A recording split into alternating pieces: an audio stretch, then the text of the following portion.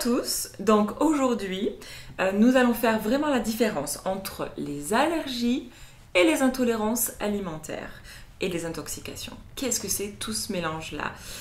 Les allergies alimentaires sont testées par les allergologues, par les prises de sang. Donc les allergies, c'est-à-dire qu'en fait dans votre corps, vous avez des anticorps qui s'appellent les IgE et qui vont réagir, donc ce sont des globules blancs, des anticorps qui réagissent très très rapidement lorsqu'ils sont au contact de la substance allergène qu'ils ne supportent pas.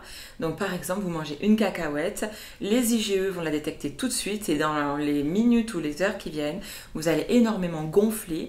Vous allez peut-être même aller à l'hôpital, ça va être très grave, ça prend des proportions énormes. Et dans la journée, après dans les 24 heures, ça va rediminuer. Donc ça, ce sont des allergies. Les intolérances, ce n'est pas du tout la même chose. Ce sont d'autres anticorps que l'on appelle les IgG. Ils ne sont pas étudiés par les allergologues, ils ne sont pas détectés à la prise de sang en France. Mais il existe des laboratoires. Moi, je travaille beaucoup avec le laboratoire Zamaria, ça s'écrit Z-A-M-A-R-I-A, qui est à Paris, dans le 16e avenue de Versailles. Vous le trouvez très facilement sur Internet. Qui font des analyses, donc ce n'est pas prescrit par un médecin. Ils font les analyses des intolérances alimentaires. Et ça, c'est très important parce que les IgG, lorsque vous allez manger un aliment auquel vous êtes intolérant, les IgG vont mettre 2 à 3 jours pour réagir. Vous allez gonfler un petit peu, mais pas trop, donc avoir un petit peu d'œdème, peut-être des gaz intestinaux, être pas très bien. Et ils vont mettre 10 jours parfois, 15, pour arrêter leur alarme.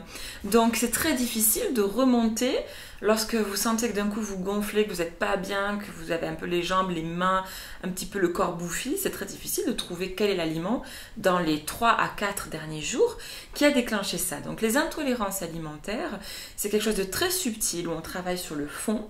Et pas facile du tout à détecter, donc le mieux est de faire une prise de sang. Ça coûte à peu près 175 €, je crois, 176.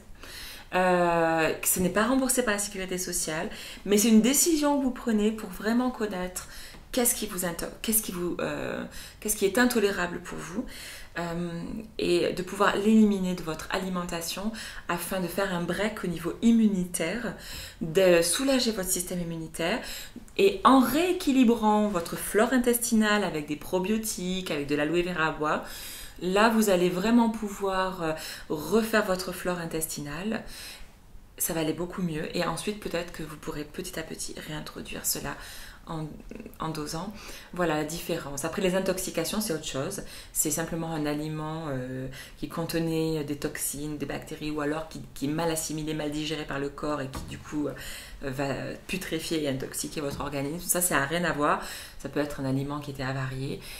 Donc ça, c'est pas lié à la nature même de l'aliment, mais plutôt aux toxines qu'il va contenir.